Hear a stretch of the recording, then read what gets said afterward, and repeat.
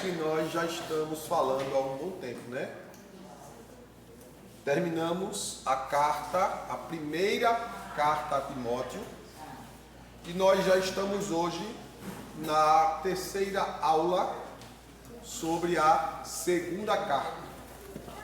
Então aqueles, não é que é o caso da nossa irmã Naula, que não pôde devido ao cuidado que ela estava tendo com o seu santo marido, que já está na glória da santidade de Deus. Amém. Não é? Ela poderá depois assistir todas as aulas, que está lá tudo no canal, da aula 1 até a aula 26. E hoje é a nossa terceira aula sobre a segunda carta do apóstolo Paulo. Vocês estão... Está saindo som? Não. Ela está usando aquele outro? Mas os irmãos estão me ouvindo bem, né? Sim. Pronto, então vamos lá. O que importa é isso. Então hoje nós daremos sequência. A semana passada nós encerramos nosso comentário falando sobre o cânone muratoriano, não é? O cânon muratoriano. Tá. Nós falamos sobre isso e hoje nós vamos dar sequência, né? Não a esse assunto, mas dentro do contexto da carta de Paulo a Timóteo, nós vamos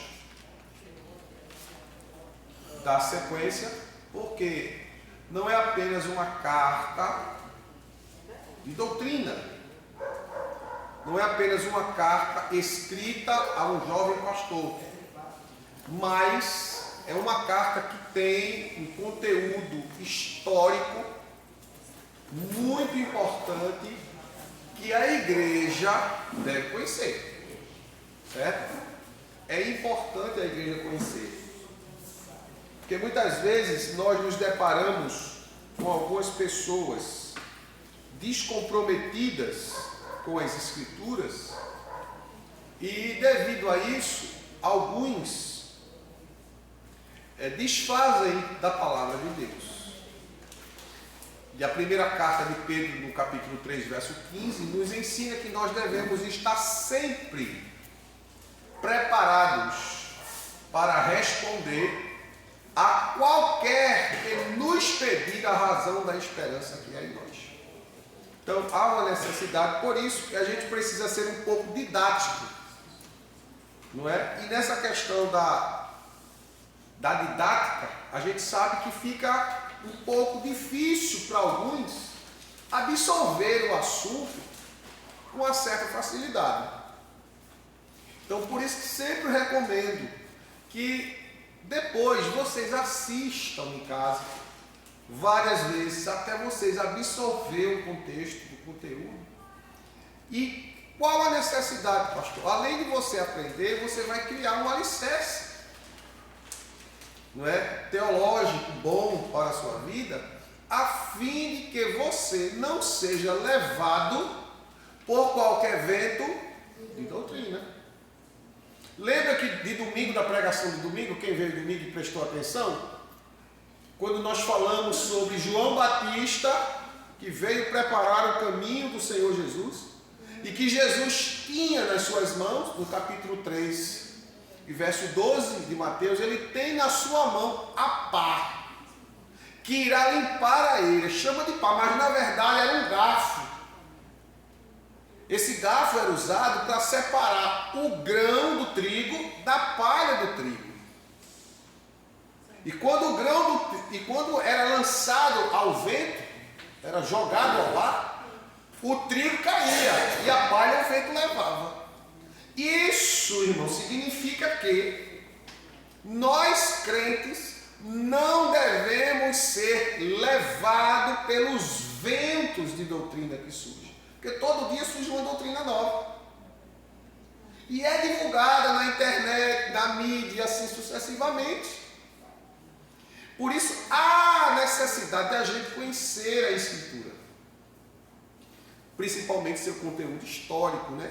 Além do conhecimento teológico e histórico, porque uma coisa está ligada à outra. E não tem como você dissociar isso.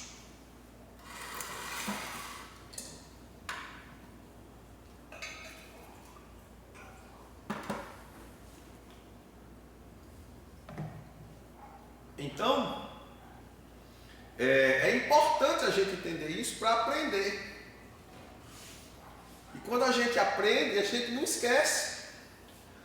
A gente sabe que nesse período da Covid, a Covid ela trouxe muitos malefícios à nossa saúde, principalmente à mente.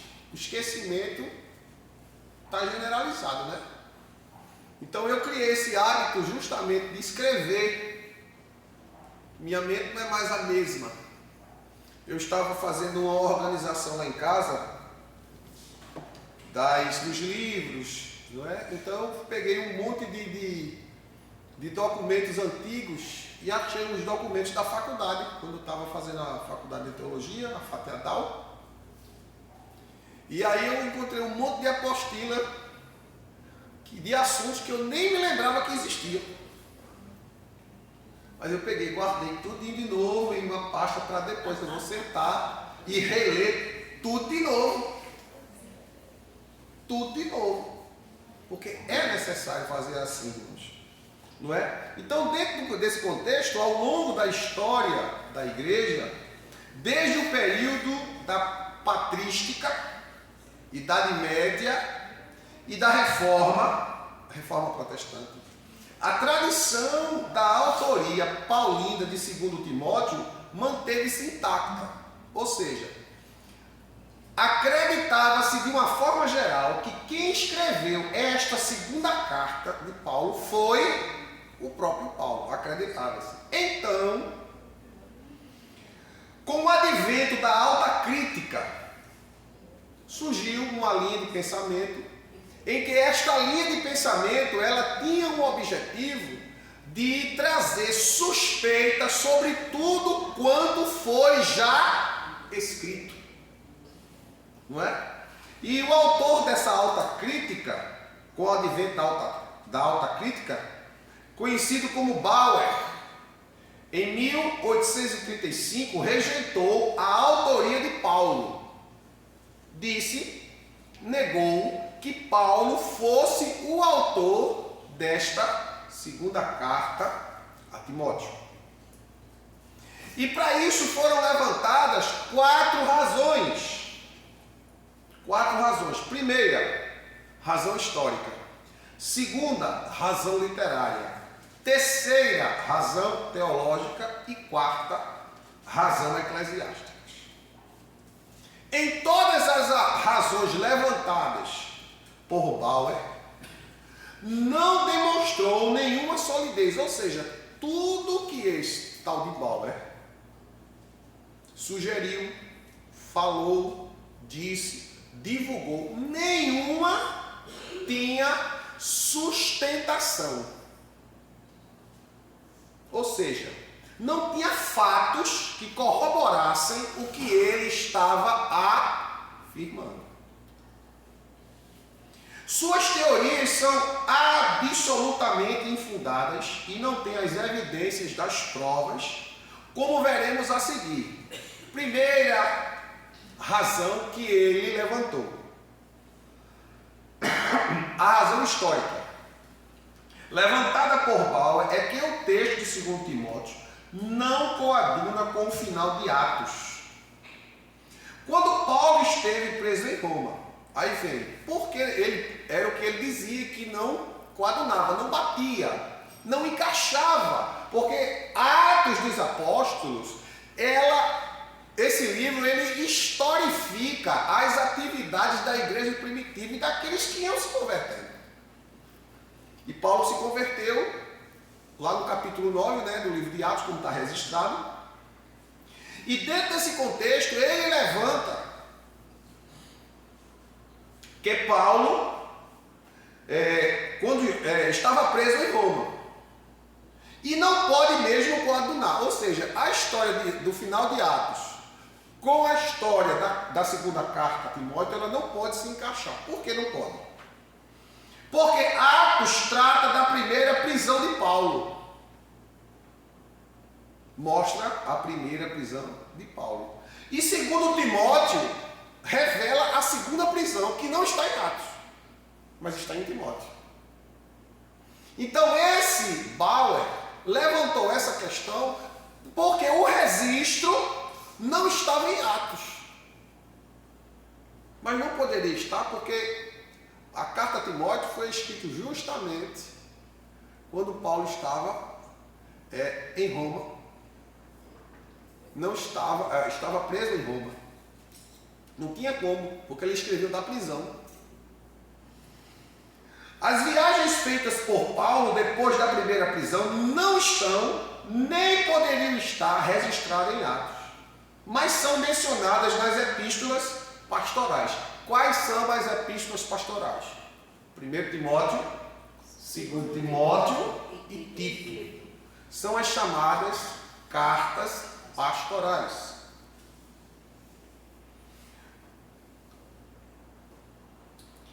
Concordamos com Grundy. Grundy é um teólogo, escritor, conhecedor das escrituras, além de exímio historiador, quando este diz que os informes históricos e geográficos das epístolas pastorais não entram em conflito com o livro de Atos, mas aludem a eventos que ocorreram após o encerramento citado no livro de Atos.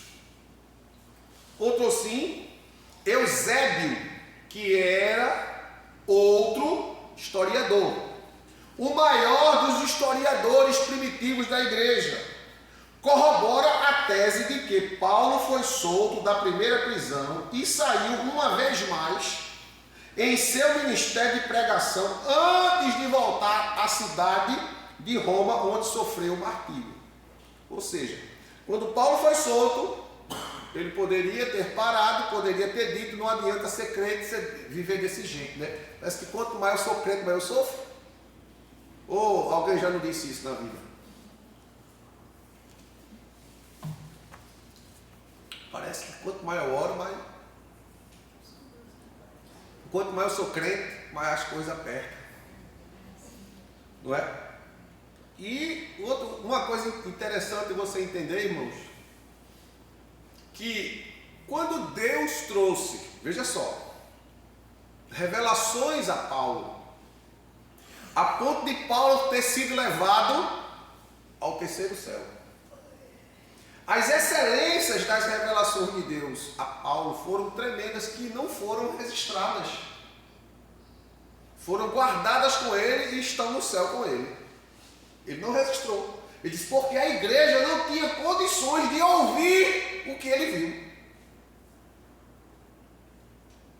E a coisa foi tão profunda que a Bíblia diz que ele recebeu um espinho na carne, a saber, um mensageiro de Satanás, que o esbofeteava. Imagina, irmão, um crente, cheio do Espírito Santo, cheio de revelações dos céus, tem um espinho na carne, ou seja, um mensageiro de Satanás lhe esbofeteando.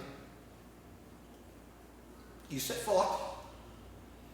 A gente lendo assim, parece ser uma coisa simples, mas não é. É uma coisa muito profunda. Porque você vê o céu por dentro, ouvir coisas que os humanos normais não ouvem, porque Paulo não era um humano normal. Paulo não era um humano normal. É tanto que a Bíblia classifica no capítulo 11 de Hebreus que aqueles homens que viveram a fé vívida em Deus, o texto sagrado diz que o mundo não era digno da existência desses homens. Ou seja, são homens que transcenderam dentro do seu tempo uma vida plena, da qual muitos de nós, inclusive eu, estamos longe. E que desejo, irmão, cada dia melhorar, ser mais de Cristo, viver mais Cristo, sentir mais Cristo, evidenciar Cristo em tudo e em todas as coisas.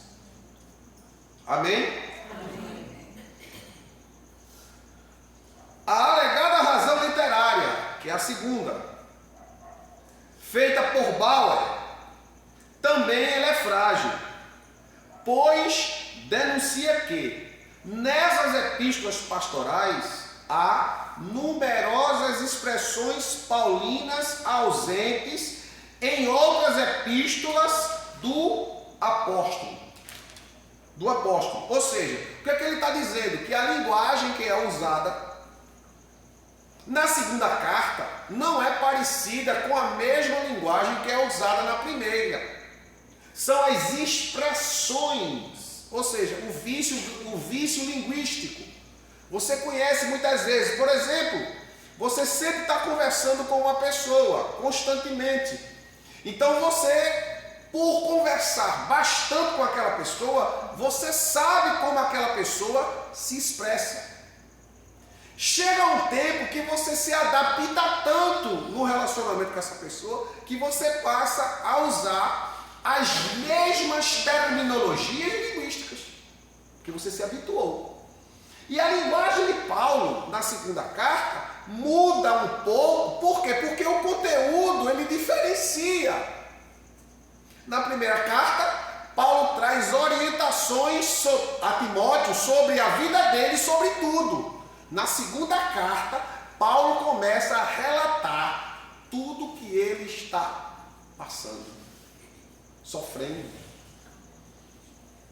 Então, devido a essa mudança de linguagem, ele alegava que Paulo não era o autor da segunda carta. Mudança do hábito linguístico. Respondemos que há uma abundância de termos exclusivos de Paulo nas cartas pastorais e que as mudanças de tempo e de circunstâncias justificam perfeitamente as mudanças dos termos, ou seja, a mudança do tempo, da situação em que ele se encontrava, como nós falamos.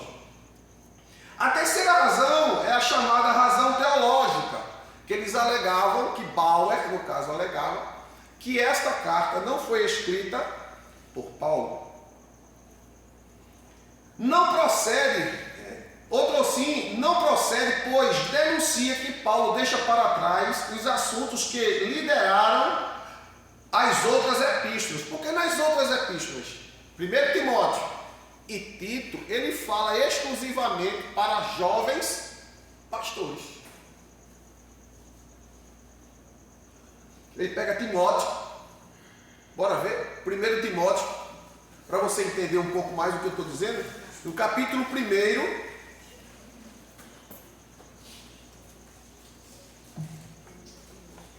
verso 3 e verso 4. Veja o que é que Paulo diz a Timóteo, na primeira carta. Conforme te solicitei, quando parti para a Macedônia, que permanecesses em Éfeso. Para quê?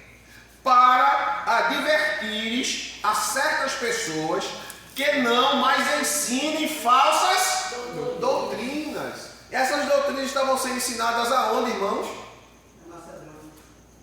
Não, ele partiu para a Macedônia e disse a ele que ficasse em Éfeso e advertisse a certas pessoas que não mais ensinasse falsas doutrinas. Isso estava sendo ensinado aonde?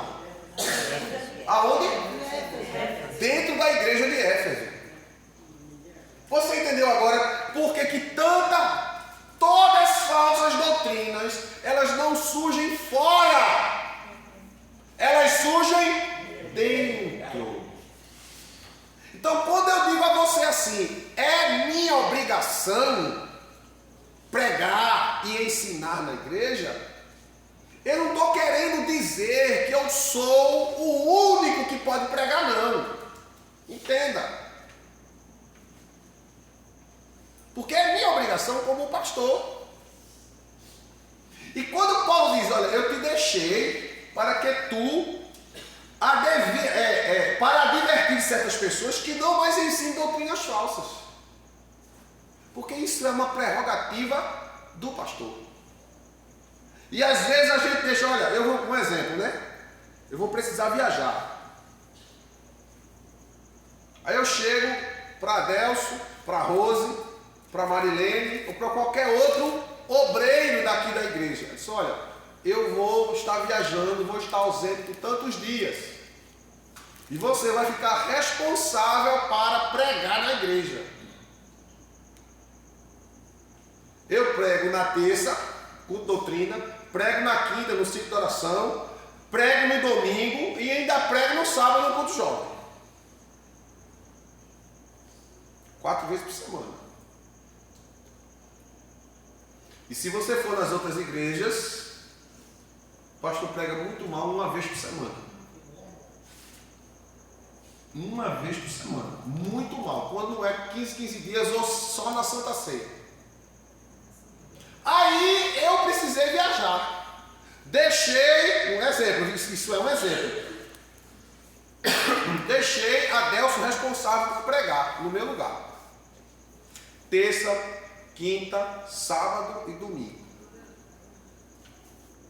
Isso é um exemplo, viu? Não vai entender errado não.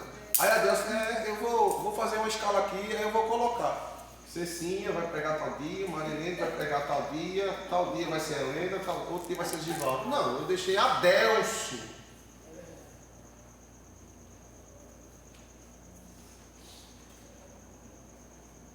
Porque quando você vai deixar alguém responsável pelo ensino, não é porque você não confia nos outros. Entenda? É porque é sua responsabilidade fazer isso. Não é do outro.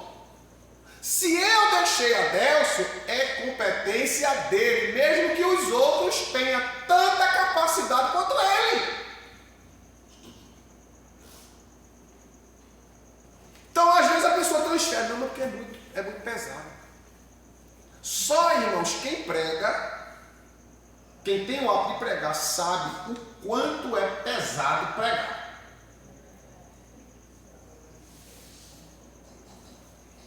Uma hora de pregação equivale, irmãos, a 8 horas de serviço pesado. Pode perguntar a qualquer médico.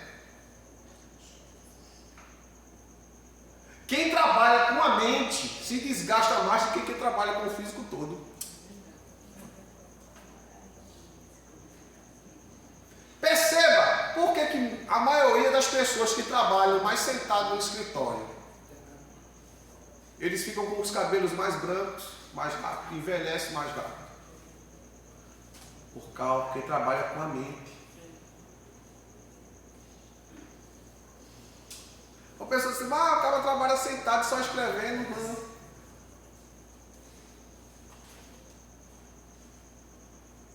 Vai fazer o que ele está fazendo ali?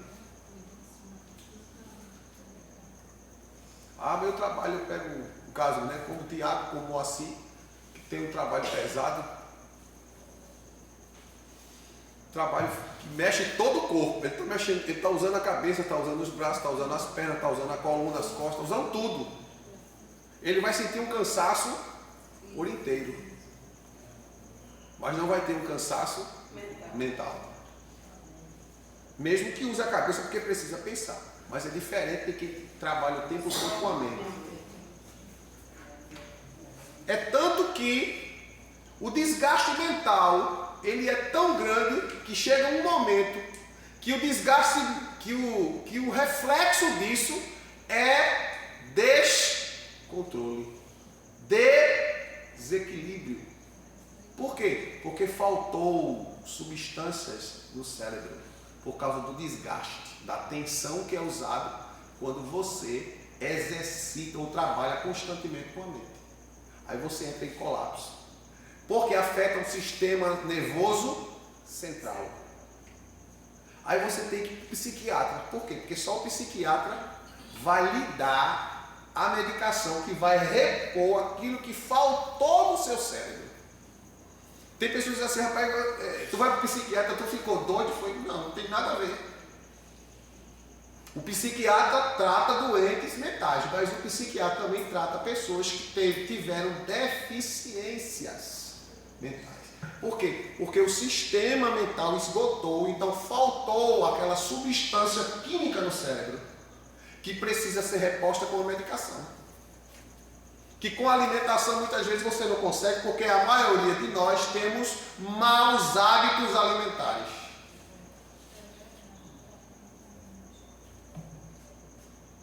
Se o brasileiro bem soubesse, porque a gente é rico, viu?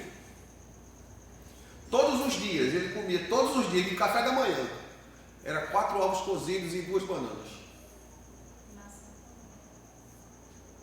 Por quê? Por causa do magnésio, por causa da molina, e o ovo tem uma substância chamada molina, que é para o cérebro.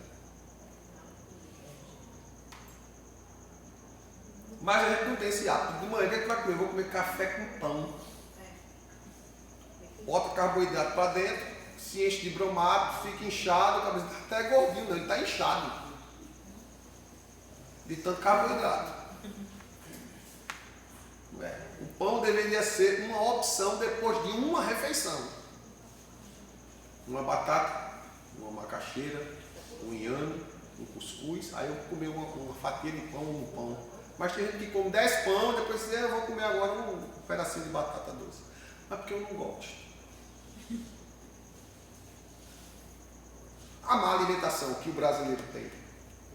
Não é? Aí depois entra em... Irmãos, isso é muito importante para se entender. De se entender. Para que a gente tenha saúde física, mental e espiritual. Isso faz parte da mordomia do corpo. Amém? Amém. Então,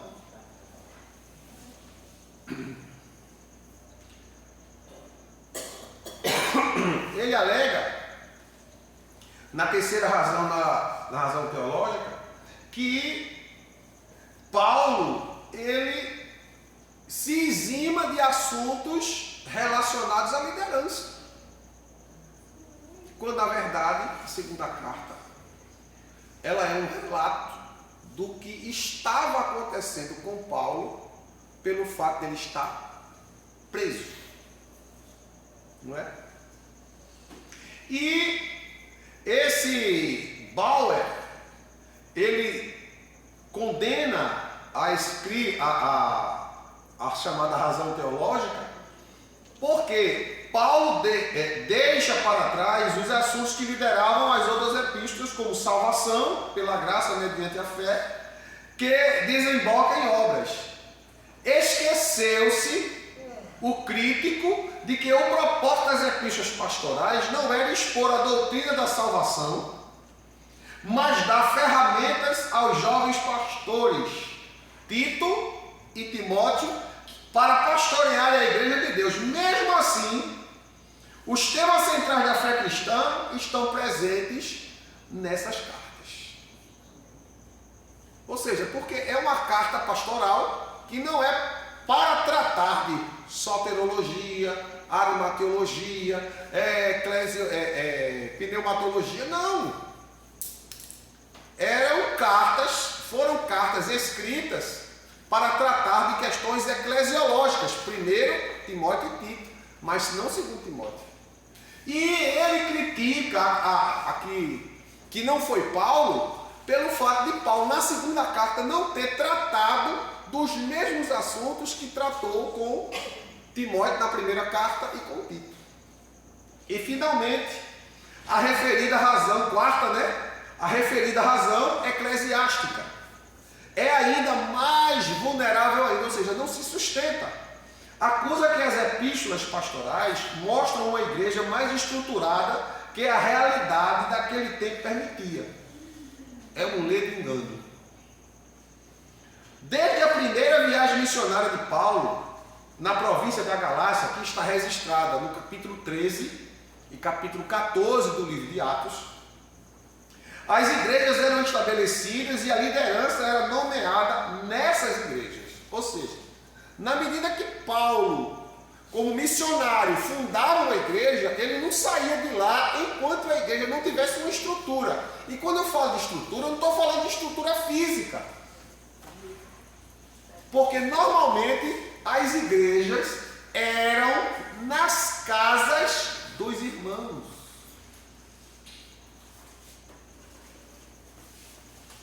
Muitos dos irmãos abriam as portas de sua casa, de sua residência.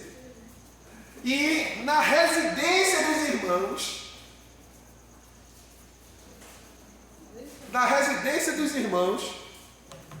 a igreja era estabelecida, os cultos eram feitos.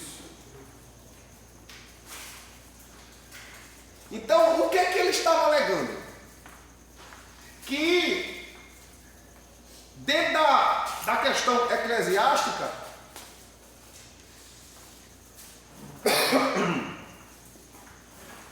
que algumas igrejas estavam mais bem estruturadas do que outras, quando não é verdade. A estrutura diferenciada de uma para outra era uma questão de espaço e de localidade.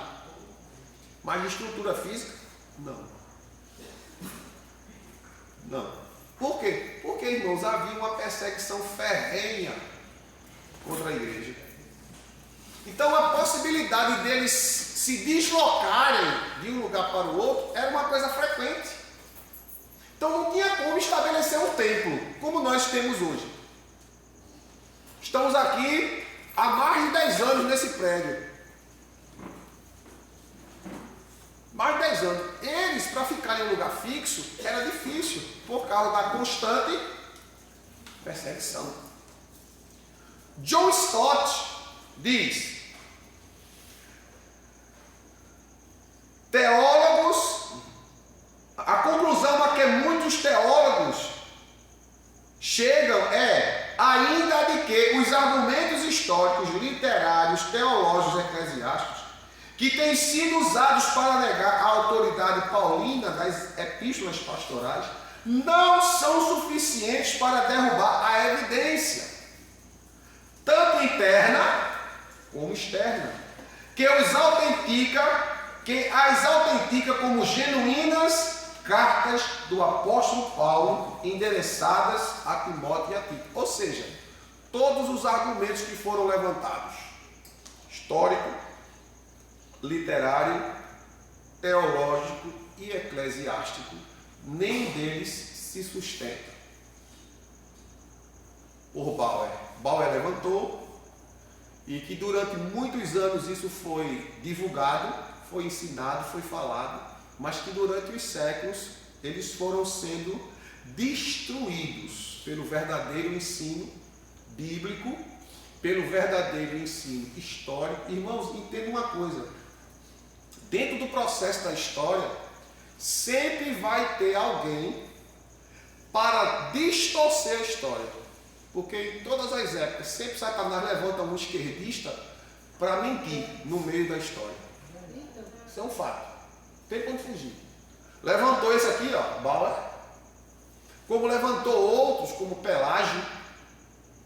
E por isso que existe as doutrinas, né? O calvinismo, o arminianismo, o pelagianismo, que são as vertentes teológicas que surgem para desvirtuar do fundamento verdadeiro da palavra de Deus. Isso que eu estou trazendo aqui para vocês, em outra igreja, não estou aqui, irmãos, querendo fazer missa de corpo presente, porque a gente não faz missa, a gente faz culto. Não é? Não puxando a sardinha para nós, para o nosso lado, para a nossa igreja. Não, porque eu não sou o dono da igreja, o dono da igreja é Jesus. Mas que normalmente você não vai ver isso em outras, porque eles não vão estar preocupados em ensinar a Escritura.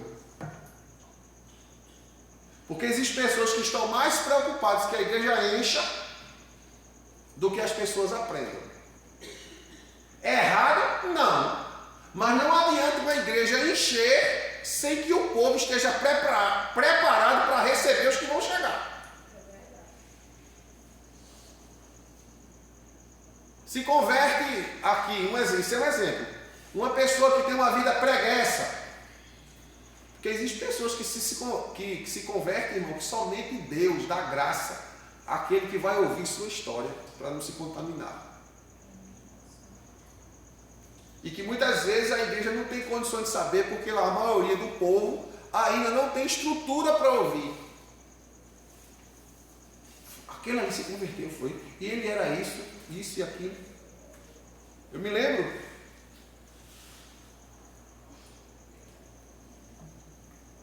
Quem já ouviu falar aqui de mordido do porco? Tio Adelson, mordido do porco.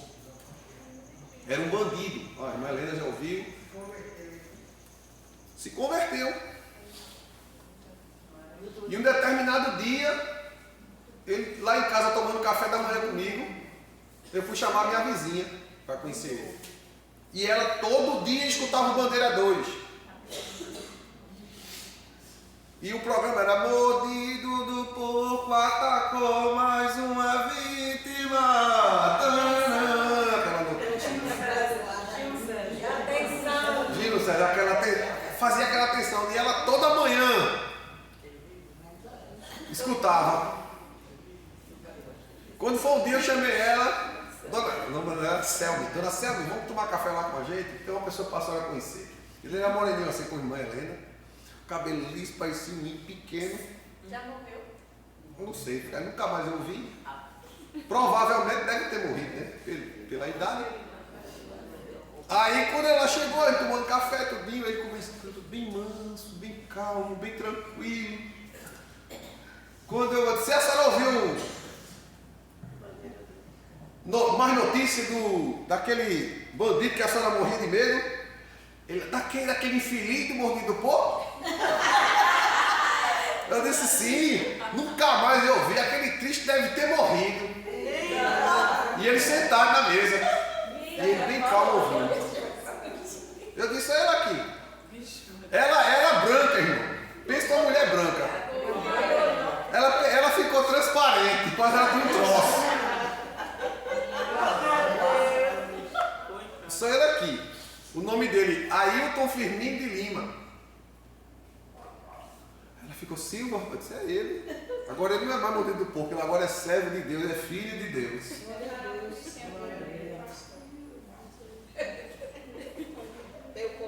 E isso foi num dia de quinta-feira, irmão. Eu levei ele para o centro da oração para ele dar o testemunho dele, lá onde Cleide fazia parte. Em Jardim Alto. Quando ela era solteira, ela fazia parte de Jardim Alto. Eu levei ele para lá. E lá ele deu o testemunho dele.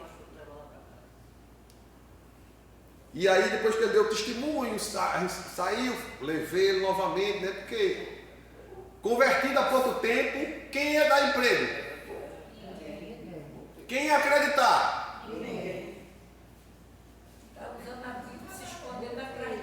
Muita gente era o que dizia.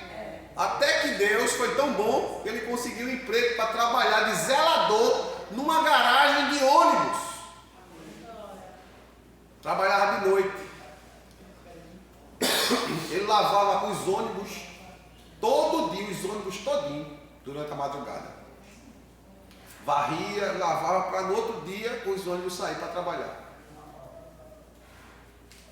Depois, eu não tive mais notícias dele, começou a trabalhar e disse, irmãozinho, eu consegui um emprego, graças a Deus. Consegui alugar um lugarzinho para mim, estou bem, amém, irmão.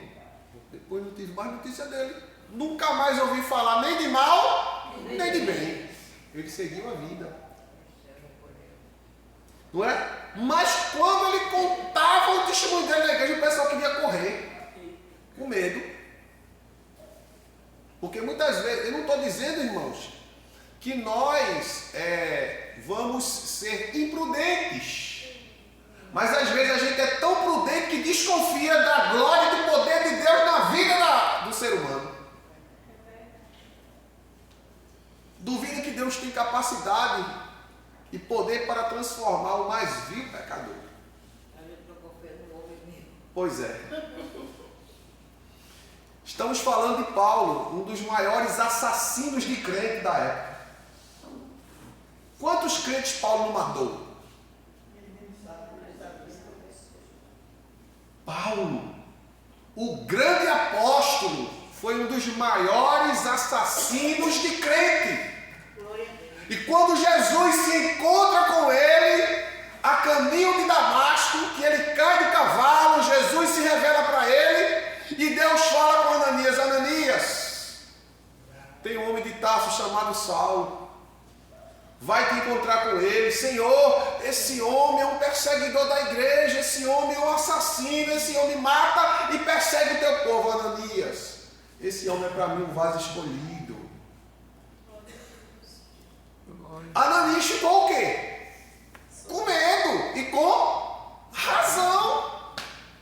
Deus precisou intervir e dizer: é vaso escolhido para mim desde o ventre.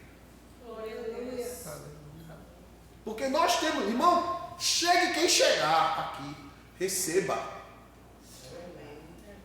Receba bem, trate bem. O pecado e a prática que ele faz é problema dele com Deus. Sua missão é amar, orar, abraçar e acolher. Essa é a minha missão, é a sua missão, é a nossa missão. Não importa quem seja. Recebam. Trate dignamente como um ser humano. Seja quem for. A gente precisa fazer isso como Jesus fez. Sermos como Jesus é. Acolher as pessoas. Agora, mostrar o que precisa ser mudado pelo conhecimento da palavra. Conhecereis e a verdade vos libertará. Conheça a verdade vos libertará. E só existe uma verdade, irmãos. Jesus. Aletheia. Glória a Deus. É a palavra correta. Durante séculos, se não me falha a memória, 7 séculos, os gregos procuravam a verdade absoluta. Durante 7 séculos. E aí, manifesta-se Jesus. E ele diz: eu sou a verdade. E quem escreveu isso foi João. Por quê? O Evangelho de João foi escrito justamente para a igreja. Porque a igreja estava sendo atacada pelo gnosticismo. E a igreja precisava ter a certeza que a verdade absoluta estava e está em Jesus Cristo, ponto final. Jesus precisou dizer: eu sou aletheia. Eu sou, ou seja, vou traduzir: eu sou a verdade em carne e osso. Eu sou a verdade que estava oculta, mas que foi revelada e manifesta. Aleluia. Como João diz, no princípio era o Verbo, e o Verbo era Deus, e o Verbo estava com Deus, e o Verbo se fez carne. Ou seja, o que ele está dizendo? A verdade tomou forma. Então a verdade, irmãos, não são palavras apenas. A palavra, a verdade, ela é autêntica, porque ela foi palpável, ela foi visível, ela foi vista. Diz o apóstolo João: nós vimos o Verbo de Deus, nós pegamos, nós tocamos dele. Então Jesus é a verdade revelada de Deus a nós. Não existe verdade verdadeira fora de Jesus. Ele é a aletheia, ele é a única, absoluta verdade de Deus revelada aos homens. Glória a Deus. Não caia nesse conto: eu te batizo em nome de Ellen White. Não. Com diz: eu te batizo em nome do Pai, do Filho e do Espírito Santo. O batismo é por imersão, descer, mergulhar nas águas, não é molhando a cabeça.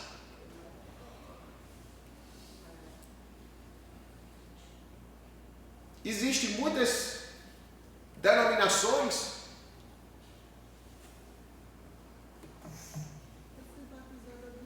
que assim fazem.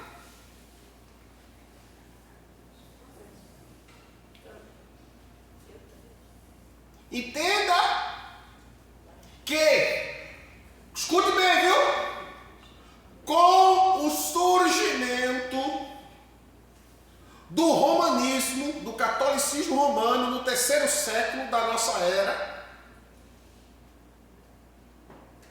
quando a igreja entendeu que aquilo ali, que foi a homologação do Estado romano, dizendo que o cristianismo agora se tornaria a religião oficial de Roma, do Estado, que deu um nome, Igreja Católica Apostólica Romana, que quando os cristãos que estavam dentro viram que aqui não tinha nada a ver com o cristianismo, nem com Cristo, que saíram, daí começou a surgir as outras vertentes chamadas cristãs, que foram divergindo e foram criando várias linhas, mas que todas elas, se elas não convergirem para o fundamento da Escritura, é vão. Você pode receber um morro na sua casa. Nós somos da Igreja do Santo dos Últimos Dias, Igreja de Jesus Cristo dos Santos dos Últimos Dias, mas o livro é de Mórmon, não é a Bíblia. Você pode ouvir uma testemunha de Jeová usando a Bíblia, mas a Bíblia dele está adulterada. Só no capítulo 8 de João eles tiraram 11 versículos do capítulo 8 de João. Se você pegar a Bíblia, tradução do Novo Mundo, das Testemunhas de Jeová, o capítulo 8, do versículo 1 ao versículo 11, não tem. Eu disse isso a uma lá em casa uma vez. Eu posso ler? Eu digo, não, porque eu tenho a minha Bíblia. É igual, eu disse, não, porque a sua é adulterada, é a minha não. Muito bem. Eu ouvi você falar. Então são coisas, irmãos, que todo mundo, olhe, aprenda uma coisa, não é todo lugar que fala o nome de Deus que significa que Deus está lá, não. É assim mesmo. E muitos virão em meu nome, olha, eu estou aqui em nome de Jesus, e enganarão a muitos. É forte. Então, para que você não seja enganado, você precisa conhecer, olha, a palavra. A importância do culto de doutrina na vida da igreja. Você sabe que uma igreja, escute, viu? Ela é saudável pelo número de crentes que tem no culto de doutrina e no escola dominical e ciclo da oração. Os 3 principais cultos: doutrina, ciclo da oração e EBD. Você vê o nível de saúde espiritual da igreja aí. Ah, pastor, mas dia de domingo a guerra está cheia. Dia de domingo é normal, a guerra está cheia. Não é normal, ela está vazia. Irmãos, igreja, escute, viu? Isso é muito sério. Existem igrejas que elas só estão abertas porque elas vivem de eventos. Se não tiver evento, ela fecha.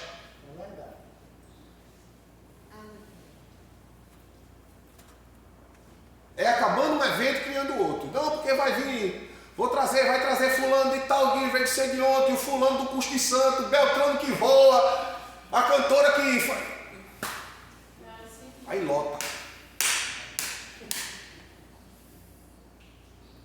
Se não tiver evento, a igreja é doente, não tem culto. Se fizesse culto de doutrina, não vem ninguém. Culto de oração, não vem ninguém.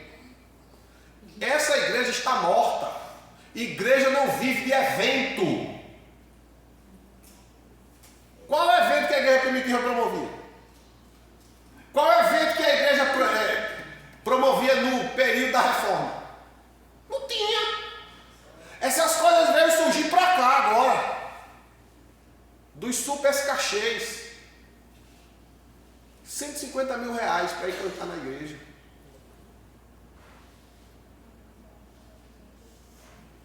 Eu só vou pregar por 50 mil. Eu não, está repreendido os outros pregadores aí.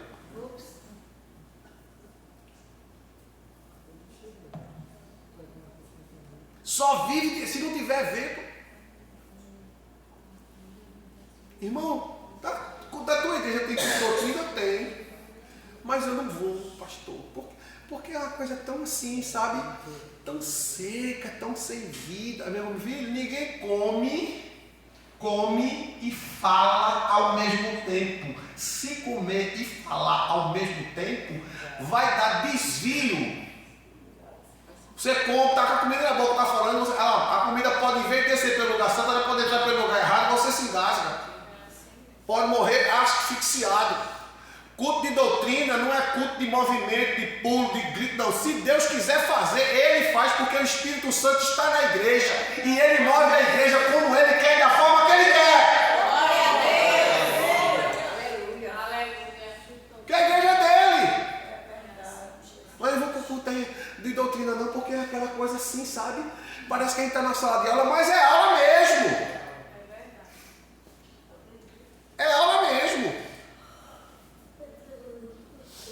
Se você não aprender aqui, você vai aprender aonde?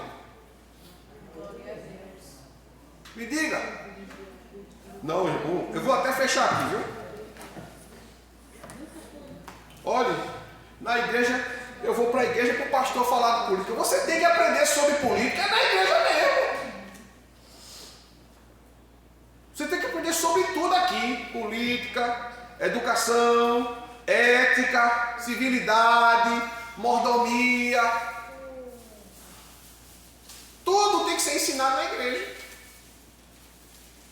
Por quê? Porque as escolas não cumprem mais isso. Isso era para ser ensinado na escola.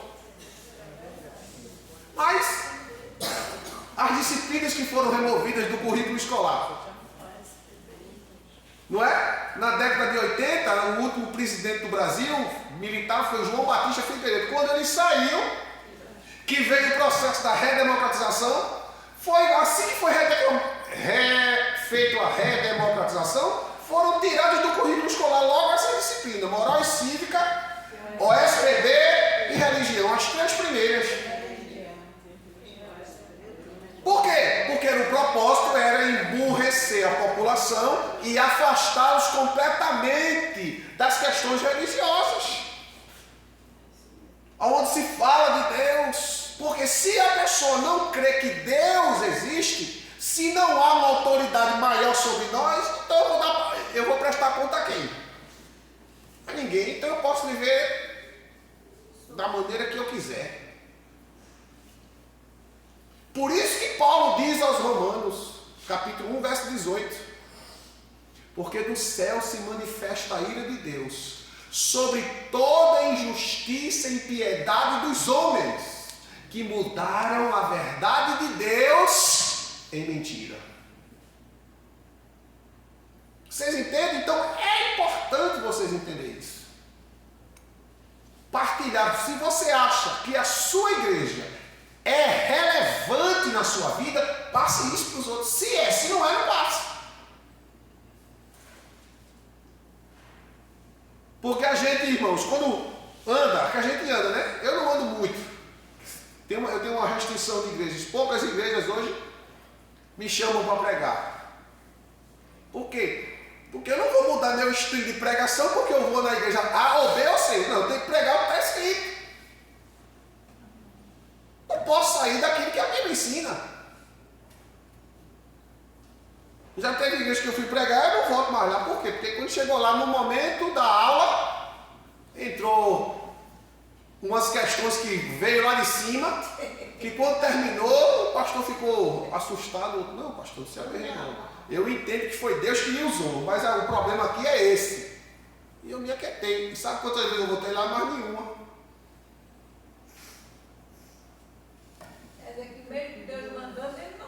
Não quer. O presidente não aceitou, o vice entendeu, porque o vice entendia o contexto do que estava acontecendo. Eu não sou de lá. Deus revelou o que estava acontecendo, tudo no oculto e no escondido. Ele não sabia de nada. Não, isso aqui não vem mais não. Paciência. Descobriu o segredo. Não é?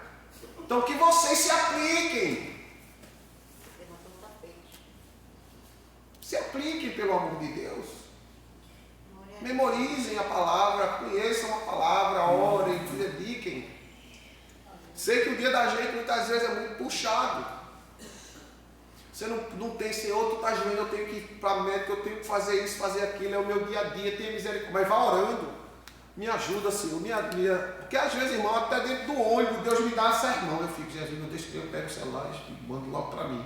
Mando uma mensagem para mim mesmo. Para eu não esquecer. Eita, tal assunto. Aí vou botando, escrevendo, depois eu pego o celular em casa e começo a escrever no papel que eu escrevi no celular.